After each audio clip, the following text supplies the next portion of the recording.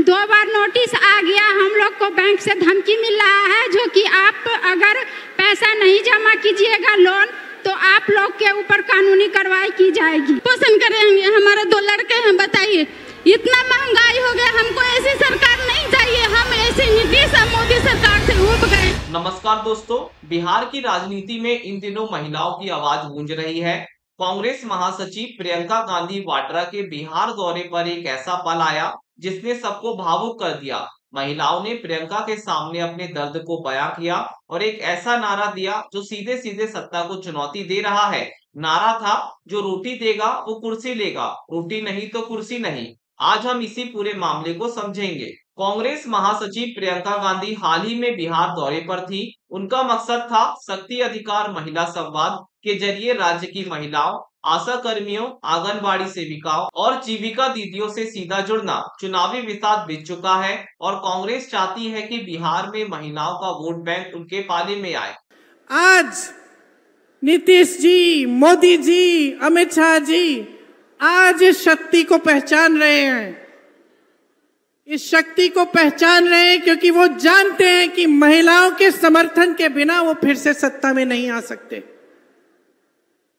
आज उनको अचानक दिख रहा है कि अगर महिला का वोट मिलेगा तभी हमारी सरकार बनेगी। इसी कार्यक्रम में प्रियंका गांधी ने एक बड़ा ऐलान भी किया। सत्ता में आने पर जरूरतमंद महिलाओं को हर महीने 2500 और भूमिहीन परिवारों को जमीन का मालिकाना हक भी दिया जाएगा। लेकिन इस कार्यक्रम में जो हुआ वह केवल राजनीतिक घोषणाओं से कहीं बढ़कर था।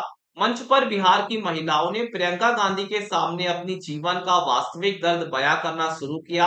उनकी बातें सुनकर हर कोई हिल गया। उन्होंने कम मानदेय, बच्चों के पोषण की समस्या, स्वास्थ्य सुविधाओं की कमी, महंगाई और असुरक्षा जैसी बुनियादी चुनौतियों को खुलकर रखा। और फिर आया वो पल जिसने पूरे कार्यक्रम को एक नया मोड़ दिया। इन महिलाओं के बीच से एक या अधिक महिलाओं ने एक बुलंद नारा दिया, जो रोटी देगा वो कुर्सी लेगा, रोटी नहीं तो कुर्सी नहीं। यह नारा केवल एक मांग नहीं था, ये मौजूदा सरकार को एक सीधा अल्टीमेटम था।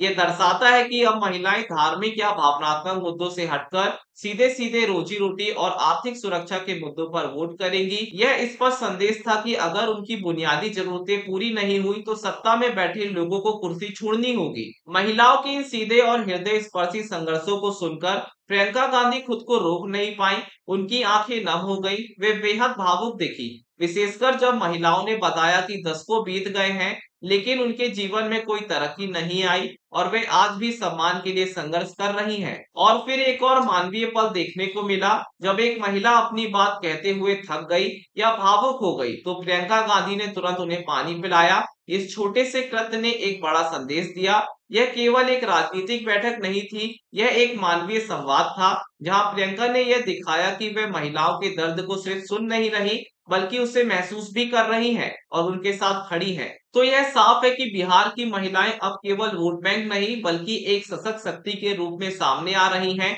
उनका रोटी नहीं तो कुर्सी नहीं का नारा न केवल बिहार बल्कि देश की राजनीति में भी एक बड़ा संदेश दे रहा है। देखना होगा कि यह महिलाओं का दर्द और उनका अल्टीमेटम आगामी चुनावों में क्या असर दिखाता है। दोस्तों, आपका इस पूरे मामले पर क्या कहना है, हमें कमेंट में बताएं। नमस्कार।